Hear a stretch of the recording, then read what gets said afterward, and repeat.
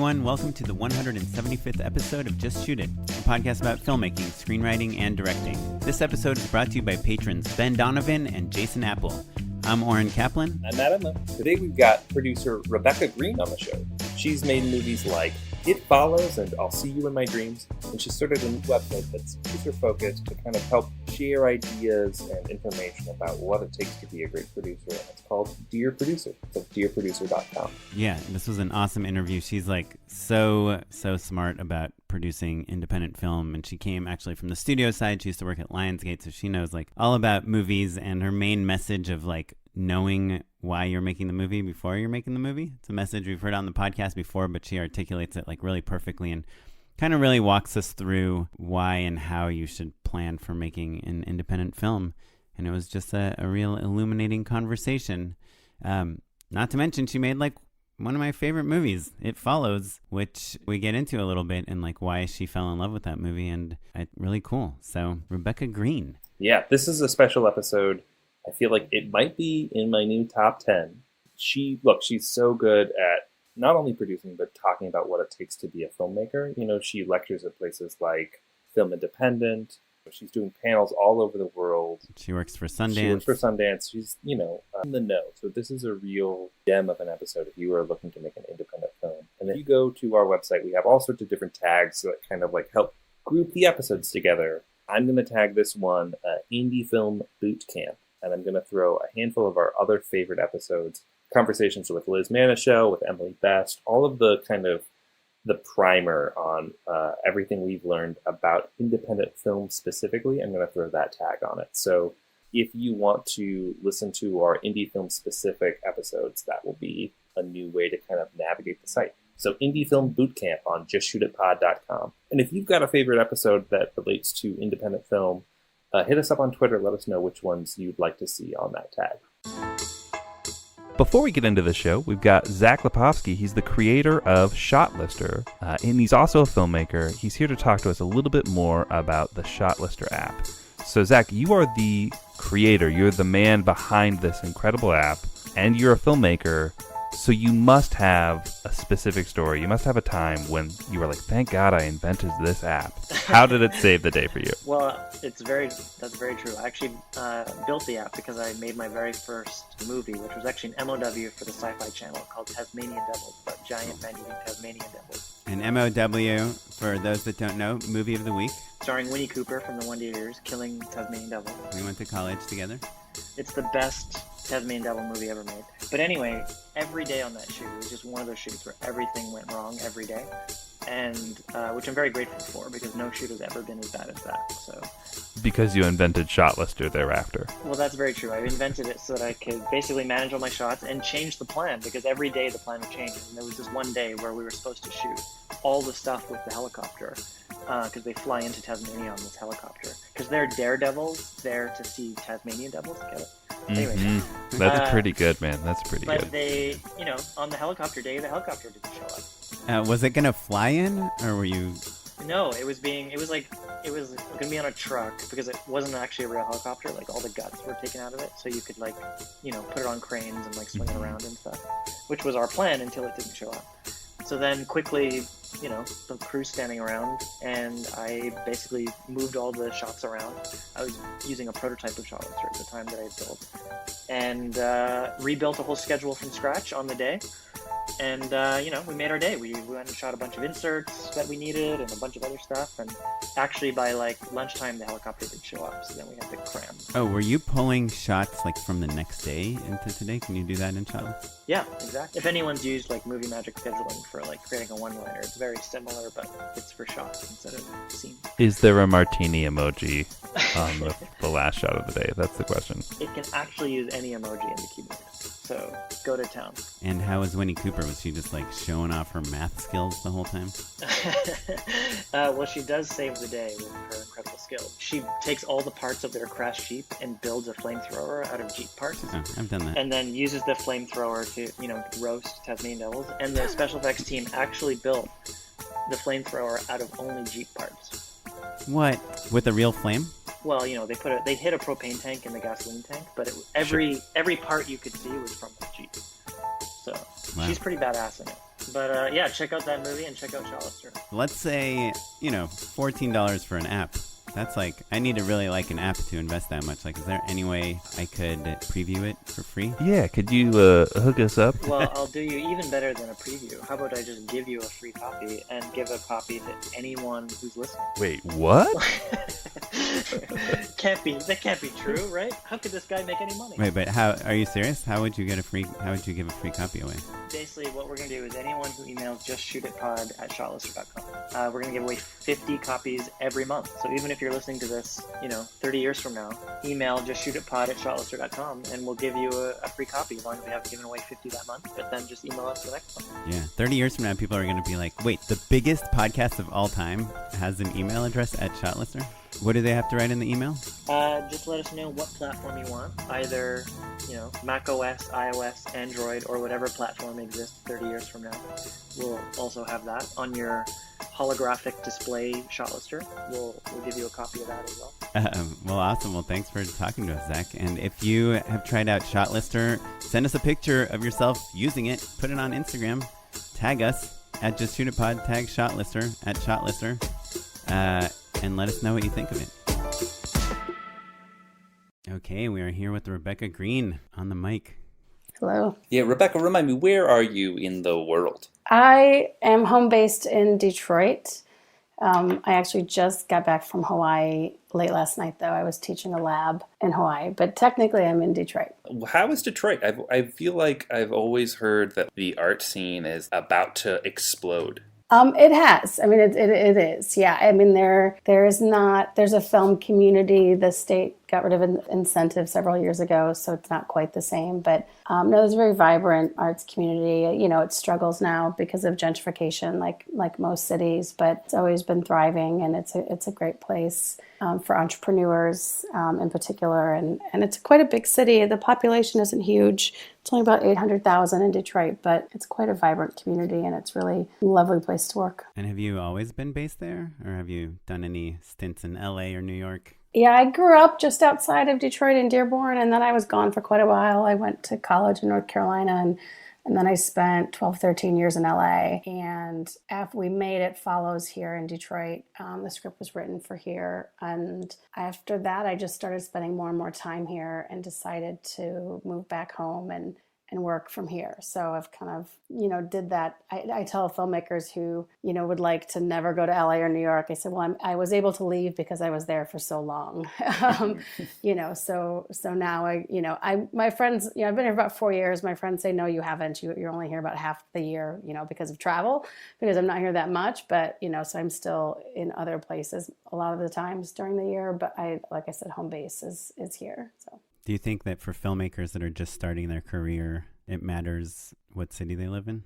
I do. I mean, I kind of preface it by asking, do you want a career or do you want it to be a hobby? I guess, I think it's about opportunity and like what you want your career to look like. It's hard enough to have a sustainable career even when you do build out of LA. You can write the most amazing script in the world, but if you don't know who to give it to, what are you going to do? So it's more about building a network of people and contacts in order to get your film made, to build a career. And for me, it's easier now to kind of make a film from anywhere. When I graduated college, it was 2001, and we were just starting to use Red cameras. We didn't have Kickstarter.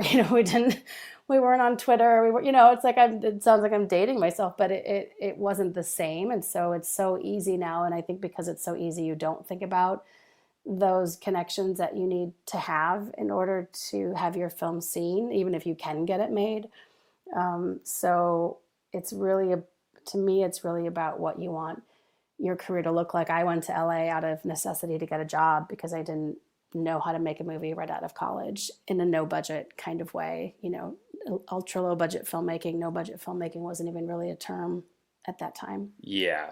People, when they said no budget, they meant, still hundreds of thousands. 200,000, yeah, right? Yeah. Right. So it just wasn't a thing. And so I just had to get a job. And so I went to LA and I started working. I started as a temp as a receptionist. And then my first real job was as an assistant at Lionsgate in acquisitions. And so for me, I think, for emerging, out of college, newer filmmakers, I think benefits you to learn the system, to know how it works, how it operates, who the players are, the hierarchy, things you just can't learn otherwise. And for me, that was a step that was beneficial to what I'm doing now as a producer that wasn't strategic, but absolutely still comes into play, in producing now. Well, Rebecca, I want to just kind of dig in on that a little bit, because I think a lot of people, like I have your bio in front of me, like you're so steeped in independent film, whether it was through Sundance or through the independent films you produced or the ones that you talk about and educate about, but you're talking about like one of the first steps is learning the system. And I feel like a lot of our listeners are like, well, why do you need to know the system if you're making independent film? I went to film school. Yeah. I was going to double down. I think working in acquisitions is maybe the smartest thing I've heard for an independent producer to do. Right. So my first true job, always say Lionsgate, was my grad school. And I was the assistant to head of, at the time, he headed up 3 departments. He headed up acquisitions, home entertainment, and new media. New media, then Lionsgate owned Cinema Now, which was really kind of one of the first online streaming platforms that existed. And so I got to learn the home video business and acquisitions and learn festivals. But, one of the kind of key things I got to do then was see distribution agreements, right? And my boss would have a weekly breakfast with his head of legal for acquisitions. And, I wanted to learn more. And he said, well, you can come to breakfast. You can't talk, like we have work to do, but you can come and listen. So I would come to breakfast every week with him and his head of legal and just listen to them, do their deals. And then once a month, I would have breakfast or lunch with the head of legal and ask all my questions and really learn distribution deals. And, the terrible thing to know is that they're no different now, except now they have SVOD, labeled in, but distribution agreements, truthfully are the same as they were in the early 2000s. But isn't there a difference now, like in terms of DVD and Blu-ray, like that those just aren't a substantial part of the distribution plan like they were back then? They're not part of the plan, but the deal is still the same. If you're doing a deal with a major distributor, they're still the same. So, like my deal and I'll See You in My Dreams, or It Follows, like with companies like Bleecker or then Radius, like they look exactly the same as the deals that Lionsgate were doing in the early 2000s. Again, give or take a little bit of language. There's still 20, 25-year deals. They still have, all those same rights in them. There's just little tiny slight differences that add in a few new, platforms that didn't exist in the early 2000s. Well, what about like MGs or like minimum guarantees that people seem to be much more common for even the smallest of films, and now seem to not to be kind of like a big prize if you can get one? Yeah, I mean, it's still in the deal. The number's just smaller. So, they're again, the deal, the structure of the deal are exactly the same. It's just what you're getting offered is slightly different. So for me, I did 2 years in acquisitions, and then I did 2 years as a creative executive in production development. So then I really got to hone my skills in story development, which again is still kind of what I feel my strength is as a producer and what I really love. And from Lionsgate, I went and worked as a VP for Linda Obst when she had a deal at Paramount, also doing development. So really, spent a good 6 years in the studio world first before even, moving into the independent space. And that's quite fast too, right? Like to go from an assistant to into development in 2 years is like fast track. It was. Part of it was at the time when I was an assistant, the production development team had asked me to start sitting in and reading scripts with them. They were looking to do some projects for younger audiences, teen, for women, and they had no women. they had no young people, and they had no women in the department. And so I was just reading, and they knew I loved to read, and I had a great boss who didn't care if you get your work done for me. Like, of course, do whatever you like. Go ahead and work with them too. And so I was like moonlighting as an assistant already in production development, and so there was an opportunity to move over when Lionsgate merged with Artisan. And I took it and had a boss who kind of supported that move. So yeah, no, it definitely was quick, and internal moves don't happen like that often. But I had a really great boss who was a great mentor and saw that as an opportunity for me. So then tell me how you came to produce for yourself, basically. Like, where did you go? So you were in-house at Paramount, and what happened next? What I'd always wanted to produce. I went to the North Carolina School of the Arts, and producing was my major. It was a small arts conservatory school, and that was always the goal. It was when I was in college, I read Christine Vachon's book, and that was what I wanted, and I interned for her in college, and I worked on Boys Don't Cry, and like that was awesome. the kind of like Wait, which one? Shooting to Kill or Killer? Killer Life. Well, no, the Killer first Life, one, yeah. whatever the Gotcha. first one was. Yeah. And I applied for an internship, and I went. I'd never been to New York, and my mom dropped me off and spent the summer there, and I was a post intern, and like that was my first real credit, and learned so much, and so that was always the goal. I just like, how do you get there, especially at that time, and I didn't come from a family of money or with any connections, and so that was always the plan, even as I was doing these other jobs, and so. It was I actually had moved home to Michigan before. Once I was working for Linda, and a writer actually I had hired on a project at Lionsgate still runs a film festival here in Michigan called the Waterfront Film Festival. And he was instrumental in helping the state get their incentive going here in Michigan. And he had raised a film fund. And he said, hey, will you come to Michigan and help me kind of start a company and produce films for me? And so it was kind of like an in-house producer with this fund and his festival. And I had been to his festival. And it was really like, people kind of say like every 10 or so years, you need to just like blow up your life and do something completely different. It wasn't quite 10 years, like 6 years. And so it was really just a huge jump. And so I moved back home to Michigan then. I think that was 2007. And I just did it. And I came and I went and I produced my first film, which nothing really came of, and you don't know it because it didn't succeed. But I produced my first film. It was like a $600,000 film. And some of my best friends are people I worked with on that film. And can I ask where you found the financing for that first film? So it was this fund that this particular person raised from money in Michigan. Gotcha. That was invested in this incentive, and they made one movie after that. They funded Dustin Lance Black's directorial film, which I'm going to forget the name of it. And so that was really my first film, and then I stayed there and I line produced another film for somebody else, and then it just wasn't quite the right fit, and came back to LA. And at that point, that's when I realized actually that even though I had been in the studio world and I learned that world, that the independent space was kind of a completely different space and group of people and process. And at that time, I started then working at Sundance and made that switch more into the indie space. And wanted to work there because, again, I realized, oh, wait a minute, I know all these studio people, but I don't know all the indie people. And it was really another whole world. And so that was kind of like another big shift in my career.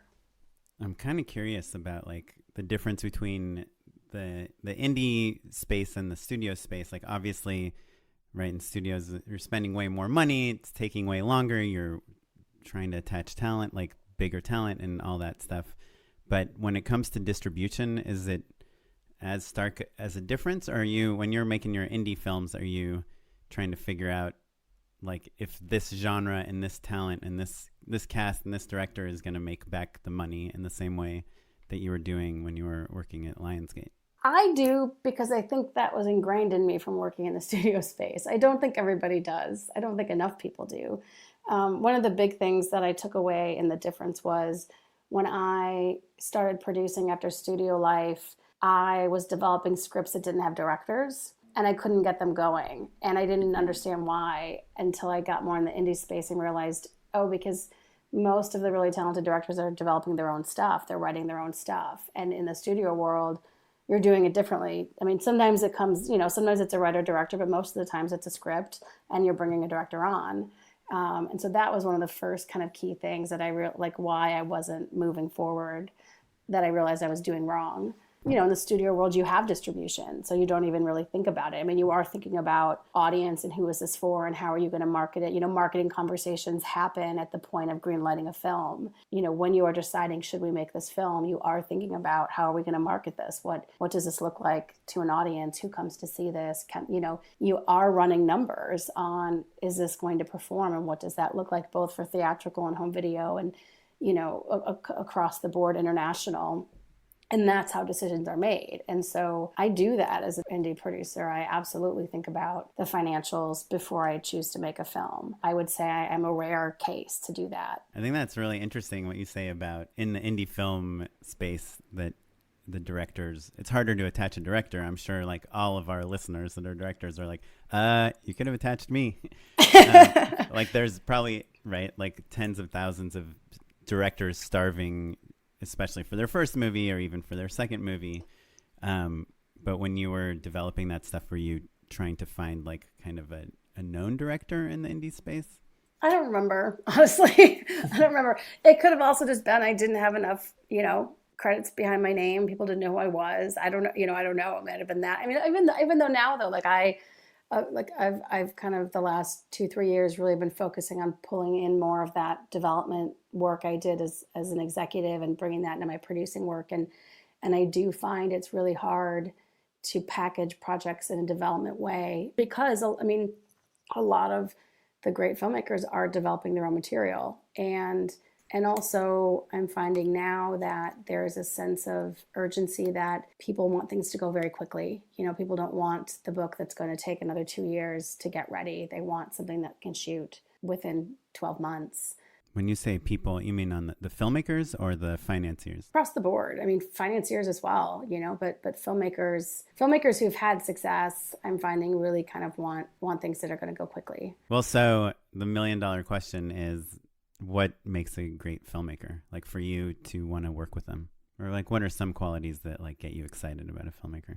I talk a lot about audience in kind of everything I do, and I want the filmmaker who is telling stories for audience, not for industry. And I find that a lot of us are more concerned about what industry thinks versus what audiences are going to think, and worried more about, industry praise versus audience praise. And there's a big difference. And I think that's the biggest difference of now living in Detroit is it's really changed my perspective on story and what kind of movies to tell. If you watched Tyler Perry's BET speech the other night, he got like the Icon Award at the BET Awards. And he mentioned that, he's like, he mentioned like Oscars So White. And he's like, you can all go do Oscars So White. Like, I'm going to just go build my own here in Atlanta, right? Yeah, he's got an empire. He's not sweating it, right? Right, but I was actually at Lionsgate when the first Tyler Perry movie was made,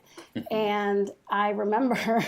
I'm going way off your question here, but I remember the head of production going around the office asking, "Does anyone know who Tyler Perry is?" Because at the time he had sold a lot of DVDs of his stage play. Like he was a known quantity before his first movie was made, and he had made good money already, and the DVDs were just like a camera set up at the back of his theater, and he self-released his theater plays, and he sold them in the back of the theater, and he came in with the script for the first film, and nobody knew who he was because of course Lionsgate was all white, and so walking around nobody knew who he was, but nobody knew who he was, and he self-financed half the film. And Lionsgate financed the other half. Well, that meant he owned half of everything, right?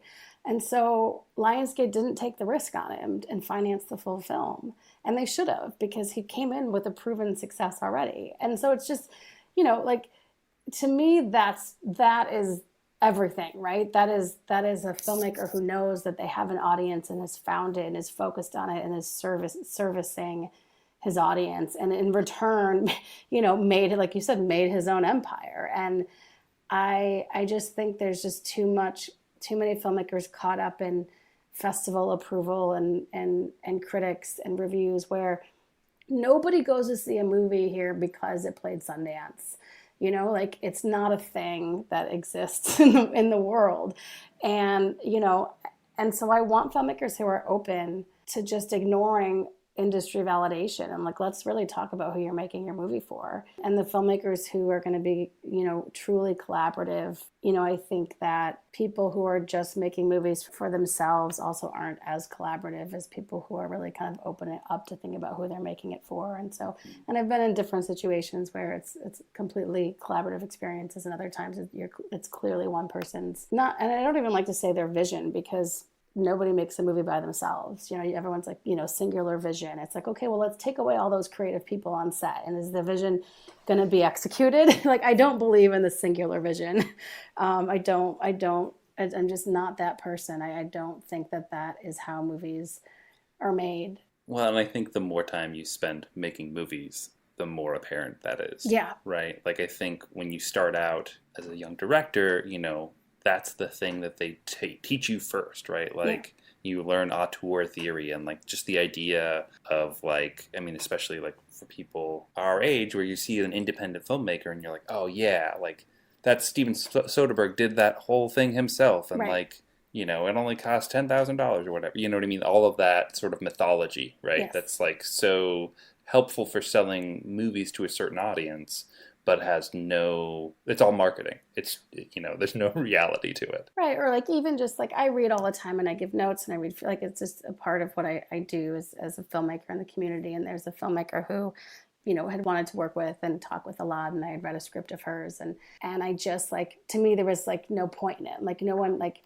I just didn't get it. Like, I don't see the need for this. This feels dated. Like, and I said, but, if your main character was a woman, this would be much more interesting to me. And we kind of, I know that's a huge shift, but and I kind of broke down why I felt that way. And then I haven't talked to her in a while. And then somebody told me she was making her movie. And I said, oh, and they told me which one it is. I'm like, question for you. I'm like, is the lead character a man or a woman? And they're like, a woman. I'm like, there you go.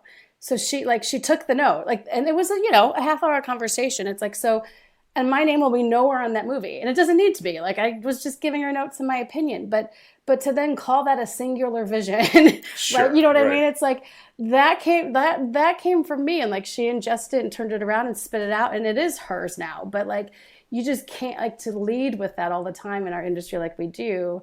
And that was just me giving feedback to a friend, right? So to then have actual real collaborators on your set and real people helping you make your movie. So I'm just not that producer. And there are people that are, like, there are people that fully believe in that, but that's not really my approach. And so those are kind of the two things that when I look for filmmakers, and just filmmakers that can be vulnerable, I think that there's a lot of ego in our work and it can get in the way. I've let it get in my own way. And I think that I've really worked hard to get to a place of just being vulnerable about how hard it is and the weaknesses and what we need to do to kind of get through making these films. And so filmmakers who can also do the same and not kind of put up a front or an ego and can kind of be in it with you, because it's really hard. I love everything about what I do, but we're just making movies. And again, like, being out of LA, I'm really in a space where there's real life struggles around me all the time. And that's why it's like, nobody cares what I'm doing, like, it's just good to be in an environment where you're kind of reminded that I'm just in entertainment, life could be a lot worse. And so I don't like to work at that heightened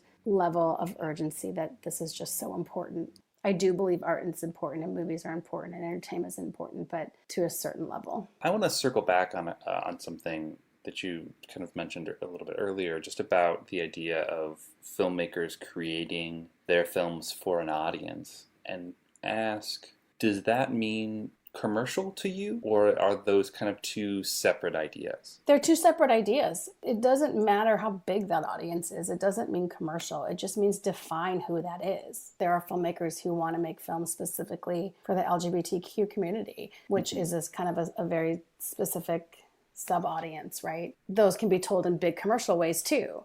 But there are some that want to tell it very specifically. So that's one type of storytelling. There's horror, but then there's also like very underground subversive horror, right? And that's a different sector. And so like, I think that there's broad genres and then there's multiple layers of genre within genres. It's not about it being commercial, or no one uses 4-quadrant anymore, but that was, a phrase when I was in the studio space of hitting everybody.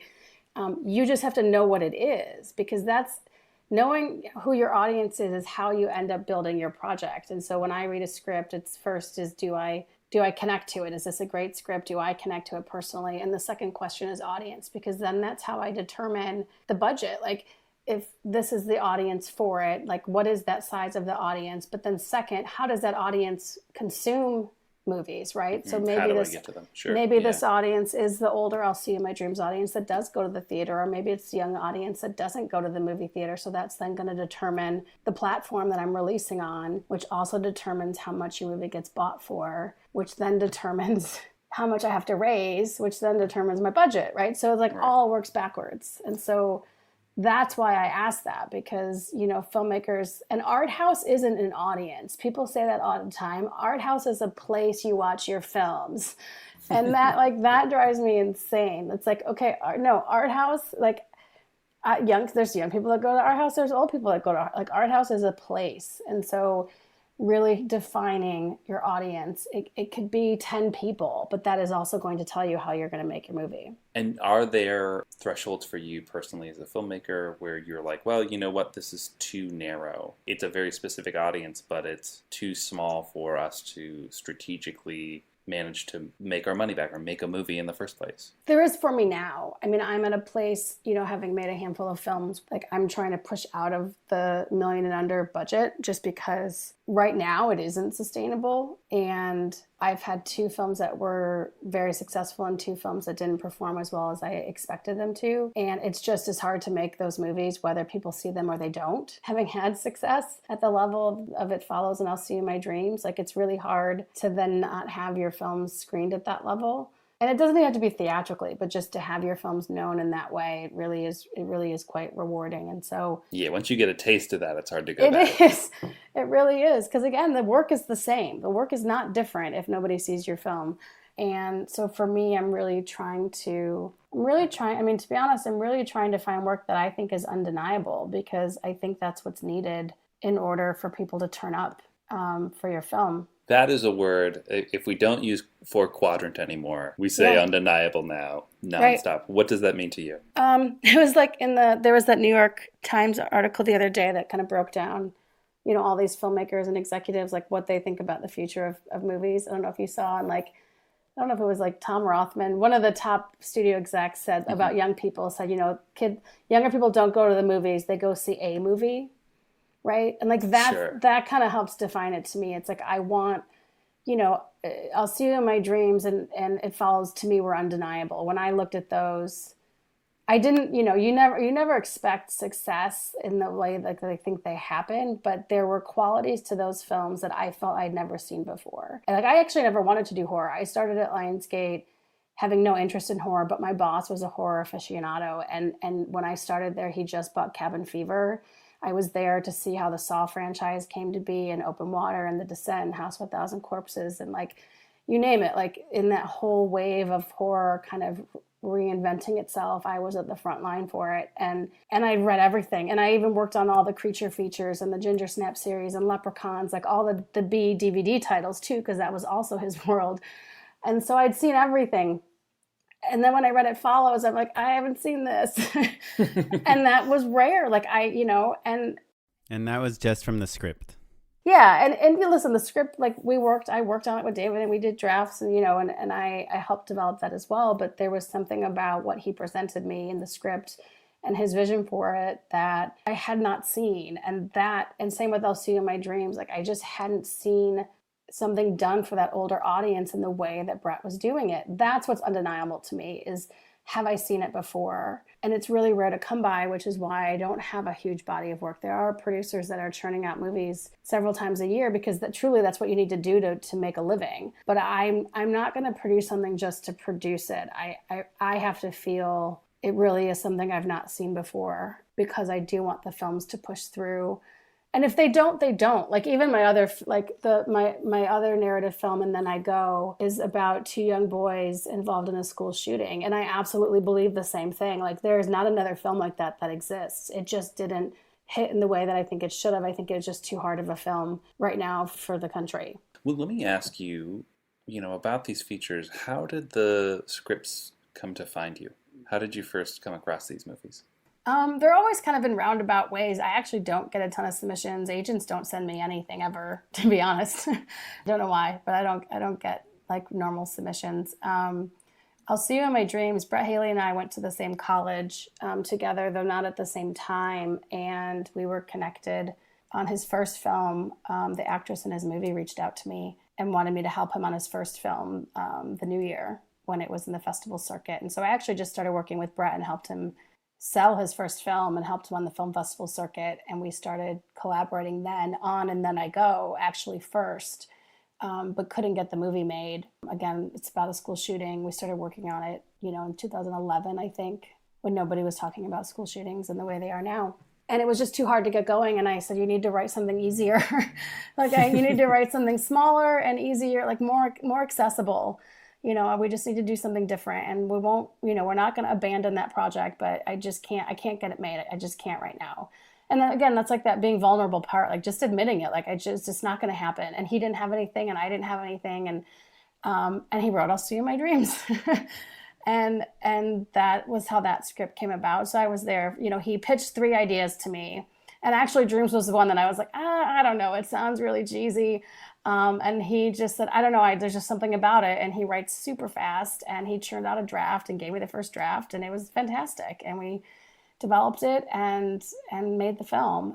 So that was one where I was there from the idea, seed of the idea, with him. And then It Follows was like a very roundabout way as well, where actually I met David at a party. Aaron Katz had a premiere party for one of his films, and Aaron and I went to college together, and David and I were just chatting, and I needed an editor, and he introduced me to his editor, who ended up editing one of my films.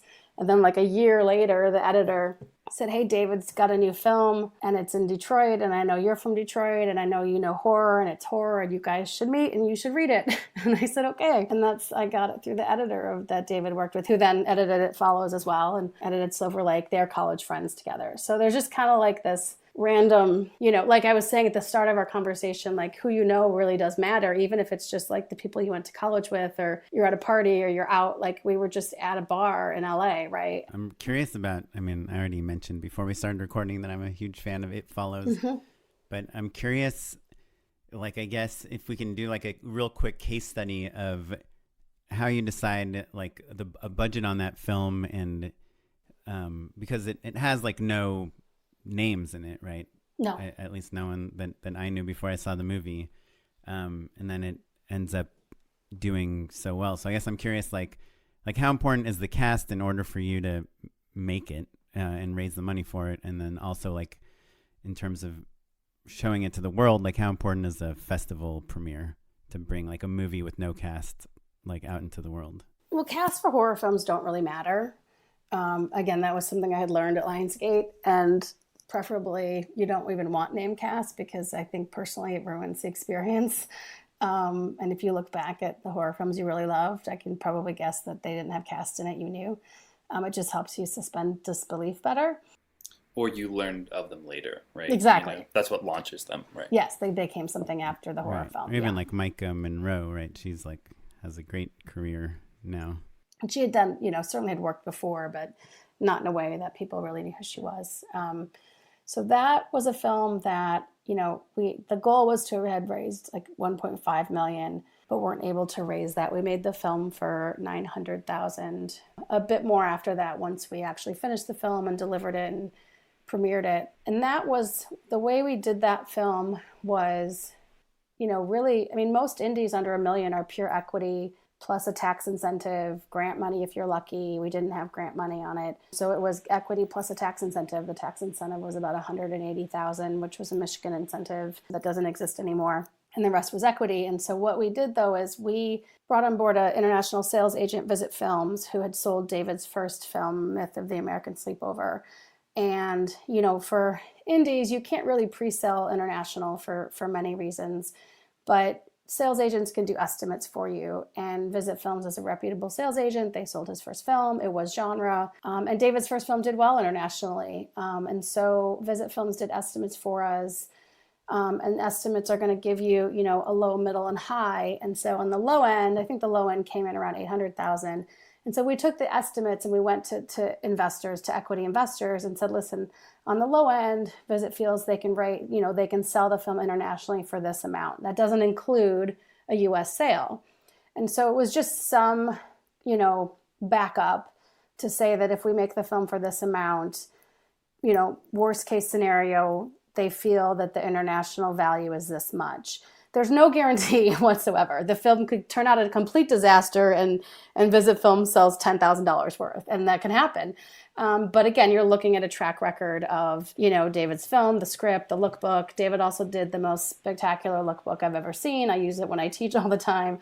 And so you're presenting a package to a financier, and so with what we had, that's what we took out in the world and raised the money that way. And the film premiered in Cannes. Festivals are everything to a fault now in the independent space. I think that it actually is one of the biggest issues in independent film right now, is that the distribution market has put such a reliance on festivals, and Sundance in particular, where there actually is very little discovery, happening, that the numbers are so great. If you look, like Sundance has a website, a page on their website called the History of Sundance. And I use it when I teach too. It lays out every year the number of submissions, the number of films screened, and the submissions, have doubled in the last 20 years, but the number of films screened hasn't. It's the same. And so, you're looking at just like a 1.5% chance of getting into Sundance. And you're also competing. Like, A24 had 2 films in competition this year, like in competition that they financed. And so Netflix has their films. DirecTV had a movie that premiered on DirecTV the day after it screened. The Rock had a movie at Sundance this year that was bought in 2017. It is kind of just it's really challenging right now for independent film in the festival circuit, which wouldn't matter except that distributors, they do devalue your film so tremendously if you don't premiere at Sundance, Toronto, and Cannes. The problem that filmmakers don't realize, I kind of roll my eyes when filmmakers say they're going to, premiere internationally, is because you're competing with the world at that point. Like, international festivals only take a few American films. We were the only American film in our category, so that's highly unlikely too that you're going to get a huge international premiere. You're going to get an international premiere if you premiere Sundance, right? And so, and right now we're in a period where no one's really talking about it, but the films aren't selling this year. And so yes, Amazon bought 46 million worth, but take a look at what else has sold, and it's very, very minimal, and the offers are really, really low, and there's just a handful of sales out of South by. There's been no announcements out of Tribeca right now. And so the festival circuit is quite bleak. And when I worked in acquisitions, one of the big differences between then and now is that, yes, there was a reliance on festivals, but films were bought year round. You could screen a film for a distributor without a festival and still be considered. We'd screen films year round. There was a screening room and there was always screenings all week. You still had to have some cast or some direct, there had to be something to it. You had to get somebody to come to your screening, but you would just screen for the acquisitions execs at Lionsgate, and that would be it. Like, you could do that. And now we tried that with I'll See You in My Dreams, actually, because I truly had no thought that it was getting into Sundance. To me, it was not a Sundance movie whatsoever. And when I took the movie on, when we went to go make it, I actually thought, well, this is great because it doesn't need a festival. Like, there's clearly an audience for this movie, and it's just lovely and sweet, and it feels good, and we can sell it no matter what. And we showed it to a handful of distributors, and their response was, well, let's see if it gets into Sundance. And I was like, but no, it's not a Sundance movie. Like, who cares if it gets into Sundance? This audience doesn't care. Like, and I was just like dumbfounded. But they just can't make their own decisions. They have to have a festival. And so for me, kind of with where I am in my career, my goal is to make movies that aren't reliant on a Sundance premiere. So that's not to say that none of them won't be in that space, but I would really love to get out of it because it's really volatile right now. Do you think there are other festivals like a Fantastic Fest or like more genre-based festivals that can work as well? Not for sales. I mean, you could get a sale, but you're looking at under $100,000 offers. So again, like, it determines how much you're going to make your movie for. If your plan is to make a horror film and premiere at Fantasia Fest, which is a fantastic you're making the no budget movie. I always ask, do you want a career, or do you just want to make your movie? There's just a huge difference. And that is the question anybody, that is the first question everybody should ask themselves when they go to make their film. Like, it is about what are your expectations? Because that should inform every decision you make, especially raising money. You should not take someone's money if you don't have a plan for getting it back, because it hurts the whole of the industry. Like, right, because there haven't been sales this year, it's also really hard right now to raise money for everybody, because a lot of money's tied up in these festivals, and a lot of reliable financiers are really hesitant. And the financiers who might be newer to the game are not going to jump in because it's really unstable right now. So, films losing money hurts everybody, and the whole system. And the worst case we could get to is having a really narrow pool of financiers for indies, and everyone just trying to make the bigger indie, or everyone really is just pitching to Netflix, which is a real thing right now. This is a thing that we hear on the show sometimes even more, like, once we're done recording off the mic, people will kind of have this sort of understanding of where we are business-wise. You, though, I think are kind of on the bleeding edge of, as a producer and as a longtime indie producer, on the bleeding edge of, like, the currents of what's happening. You're the bellwether, right? Mm-hmm. So do you have a sense of the future, or like what you'd like to see, what you're hoping for, that sort of situation? Is it simply just like, don't worry about festivals, build for audiences and go from there? I would like I would like people to slow down in making their films and be smarter. So I think in almost every conversation I have, every interview, every panel, I talk about self-distribution. Like, if you're going to make, right now, if you're going to make a coming-of-age movie with no name cast, and again, I did this, and this is my film, and then I go. And we had Melanie Linsky and Tony Hale and Justin Long. Like, we still had Melanie Diaz. Like, I still had real cast, but the leads were kids, right? If you're going to make a coming-of-age movie, you have to self-release your film. And that should be the plan from the moment you start raising money for the film. Like, it should be in your budget. You should not just have a production budget. You should have a production budget and a development budget. If you don't need it and you end up being that outlier, that like 8th grade, although that's different because that's a comedy, but let's just say, use that as an example. If you end up being the outlier and you don't need it, great. Give that money back to your financiers. You got a distribution deal, you're set. But again, like, when you really look at what then happens, if you wait it out for the festival, and you wait through Sundance, TIFF, South by, Tribeca, and then you don't get any of those. It's like, now you're in March. Now you have to raise money. Like, it's putting you out a year and a half to get your movie released. Like, there's such a long tail that people don't think about. And so for me, it's about anyone, again, it's not my place to say who's making movies or what kind of movies, but if you follow what's happening in the business and you're seeing what kind of movies aren't selling or are selling but for $10,000, $20,000, which is a typical sale right now for, coming of age dramas, typical indie dramas, then that should be part of your plan from the get-go, so that you're responsible to the money you raise, you're responsible to the people who worked on your film, and you're responsible to your film. And as a producer, like, you are most responsible to your film. And so that is what I would like to see become the trend. And maybe we just got to weather it out and it starts to shift. But I think that when even the top players in our business have no idea what's really happening and what's going on, and that's that New York Times article, as everybody's all over the map and who really doesn't know what the future brings, then it's about security for your film and making sure that you don't just spend these years building a film that then no one sees. And so I would like to see that in place, and part of that, again, is filmmakers slowing down and not just making the movie because someone's going to give you 50 grand. I'm just going to go make the movie and then we'll figure it out.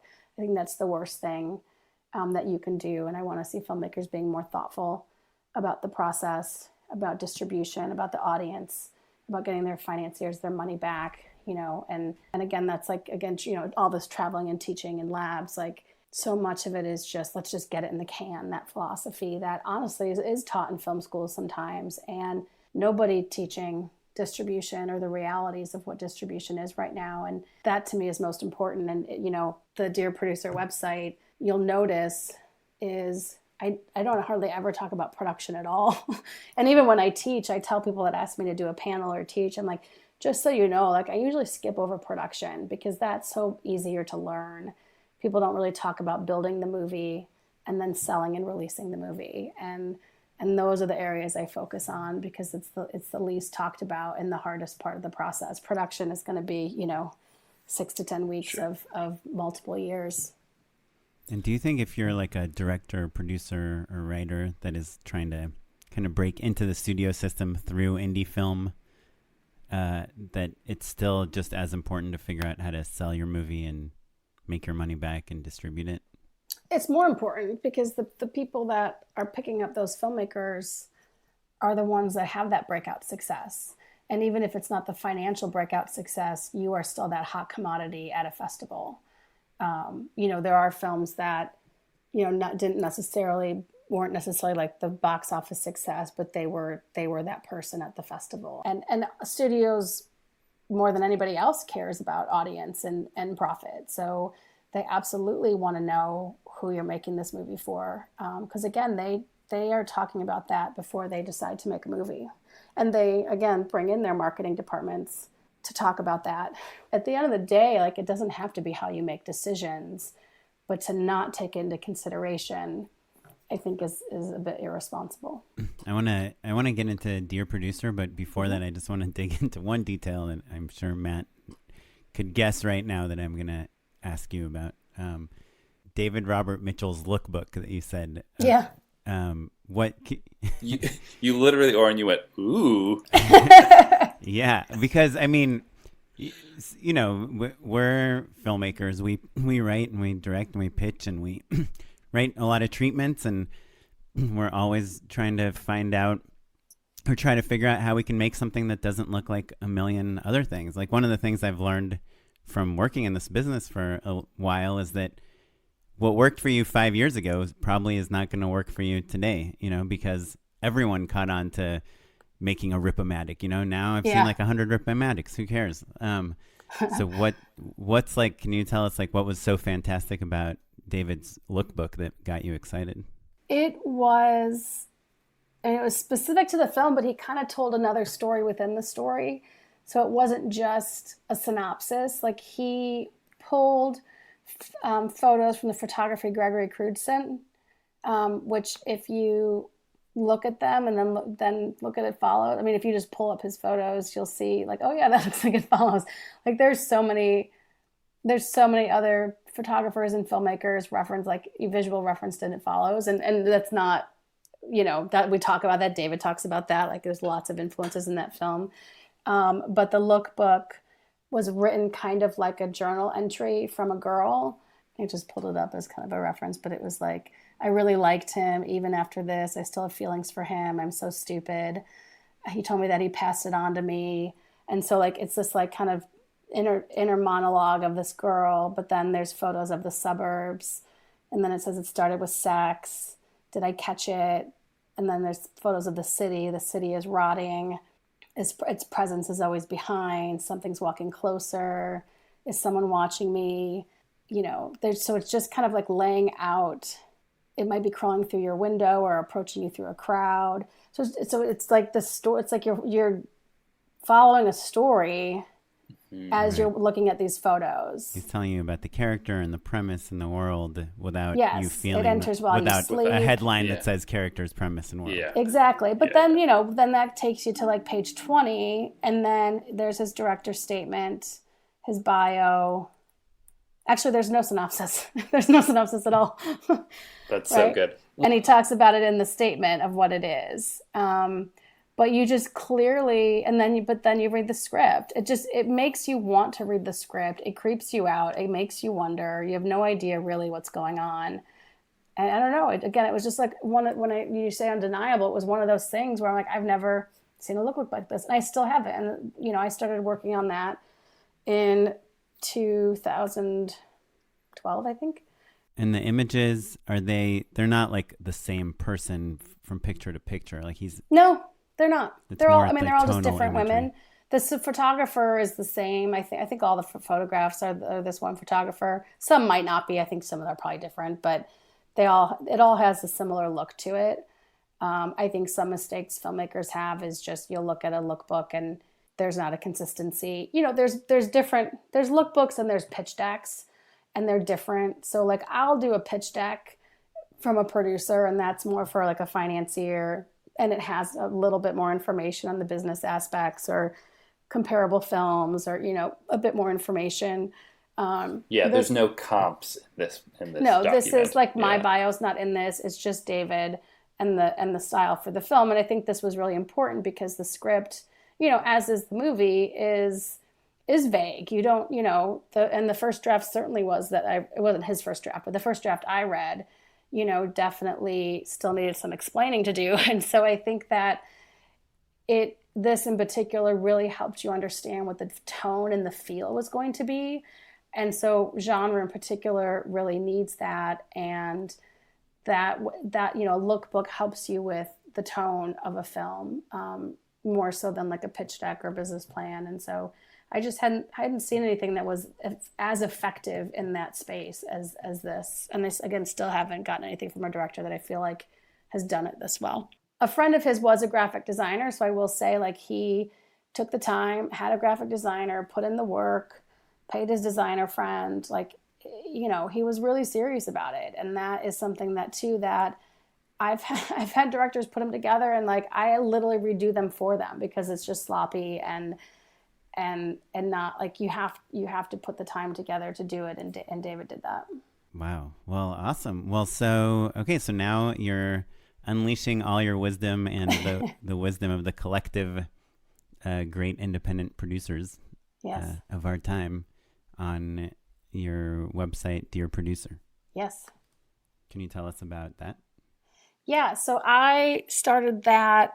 I managed the Sundance Producing Lab for several years before I made It Follows and I'll See You in My Dreams, and just was very fortunate to kind of make an amazing group of producer friends.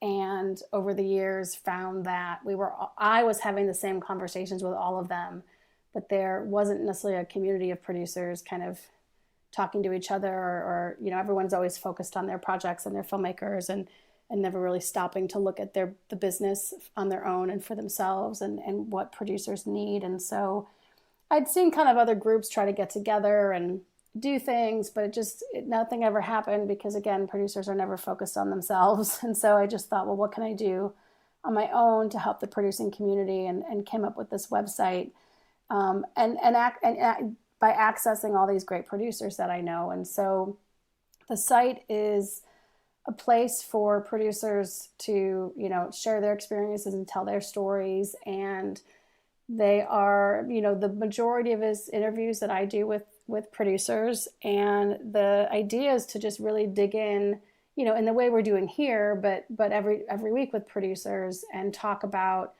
the issues that filmmakers are having and how they're putting movies together and the struggles and how we can kind of hopefully kind of change the industry. And I do think that the thing that producers can do is start to shift some of these areas which we're all struggling because we're the ones negotiating the deals. And there is a lot of control in that area that can actually shift the business. And so for me, I'm trying to get producers to talk more openly about their experience, good and bad.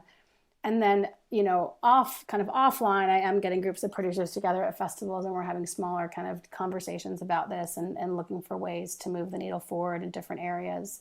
We also just launched a video series I did with another producer, Chris Olsen, who usually produces for the Zellner brothers. He produced Damsel and Kimiko, the Treasure Hunter, and awesome movies like that. And so Chris and I did a series of on-camera interviews with producers that were at South by that we just started releasing out to the world as well. And so you can sign up for the newsletter or follow it on any social media platform at Dear Producer. And I think, for me, it's the idea that there's just nothing out there about producing. But yet, again, so much is influenced by the work of producers. And so for me, it was really just filling a void that wasn't out there and that I felt was really instrumental to the business as a whole. And the idea is that everything written for the site is from the producer's perspective. But I really would I do think everything being published is beneficial to any indie filmmaker trying to get their movie made. It is all about how do we get these movies made? How do we get them out in the world? And they're all are producers that I know, that I have talked to. I know their personal experiences. So the interviews are really quite in depth, and these producers have been very generous with their information that they give. And so they're not, I look at them more as educational and somewhat like homework.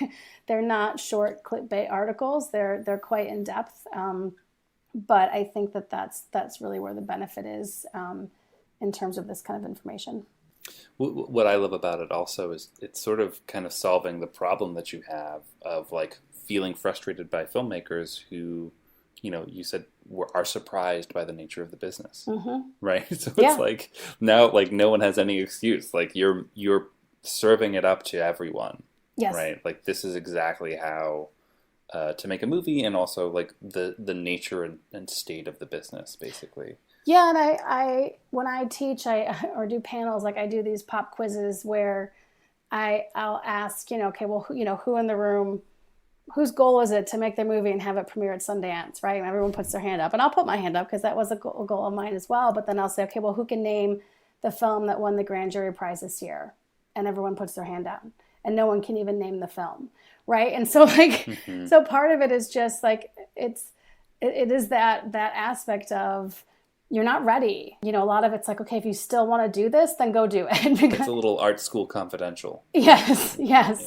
And I try to not be completely negative, but also just show the realities and also really point out, the people that aren't ready yet. And it's not to say you can't make your movie, but just go get ready first and go learn as much as you can first and then go make your movie. And that is the goal with the site. And the majority of it are the people that I'm interviewing. A lot of them are the ones that weren't ready and went and made the film. And then they talk about all the things that happened because they weren't ready. And I wish I would have known, and I wish this and I wish that. And they speak very honestly about it. And so, hopefully people that, at least the people that are reading it religiously, are now more informed, than they would have been before. But that my goal, is just to, even in this distribution space, like if I can just get a few more filmmakers realizing that they might have to release their own film, like I think that that's just a benefit, to the community. And so me personally, I love making my films, but I just think about what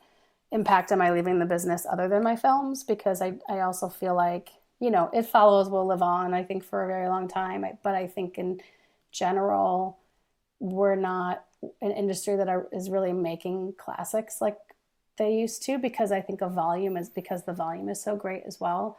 And so for me, I love mentoring and teaching, and I just want to do something a bit more than just my film. So it kind of plays into that. And instead of just mentoring 2 or 3 filmmakers a year, I can mentor on a much wider scale. The website is nice and straightforward. It's just dearproducer.com. So listeners, you have no excuse. Yes, check it out. Sign up and learn. Yes. I'm going to right now. Well, and then I also do, like, I know a lot of people do their roundups of like what I'm reading or links to read. And I do that as well. I do a monthly roundup of articles, and they tend to never be the same ones as anyone else, because they're like the real meaty articles with actual information in them. Like that's part of it as well. It's just, I'm just doing my homework. And so if you do it too, like you can get ahead and push forward. So I do that once a month too. Well, Rebecca, this is great. I think let's hop into unpaid endorsements. Cool. Oren, take it away. I'm sure I've talked about this before over the past 4 years, but my writing partner and I today, we're working on developing this show, and someone had asked us to send them a Bible, which we have like kind of a pitch document, but we don't quite have a Bible ready, and we're trying to find good samples of Bibles. So I just Googled TV Bible sample. And one of the first things that came up is this website called shorescripts.com, SHORE scripts.com. And they have like a page with TV series Bibles, and they're really great. But they have one for New Girl, and it's not really a Bible as much as like the pitch document that the creator, it looks like something she just like literally memorized and said in the room or read in the room. And it's just so great. It's like only text. There's no images or anything. And it's just like, we were just talking about this on a previous podcast episode about how to present your idea in a way that's not boring. And I think Rebecca gave us a great example of how David Robert Mitchell did it with his lookbook. But if you read this pitch for New Girl, it's just awesome. I mean, it's just like this woman talking about her life and how her experience of being friends with all these men is the engine for this show.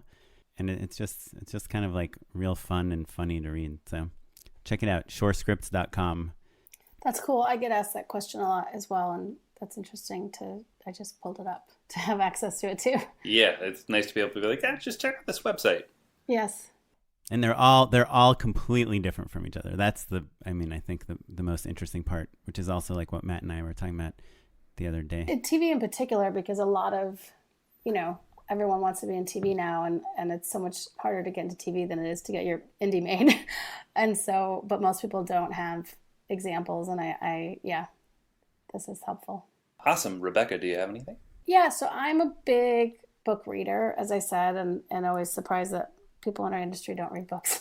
So I also am a big YA young adult fan, and I read a book recently called How to Make Friends with the Dark by Kathleen Glasgow. That was just she also has another book called Girl in Pieces. That was a big book, I think 2 years ago, and just a book that really moved me and was about a young woman who suddenly loses her mom. Her mom dies suddenly, and she's placed in the foster care system because she has no family, or little did she know she has no family. And it's just a very beautiful portrait of loss and grief told through this young girl's eyes.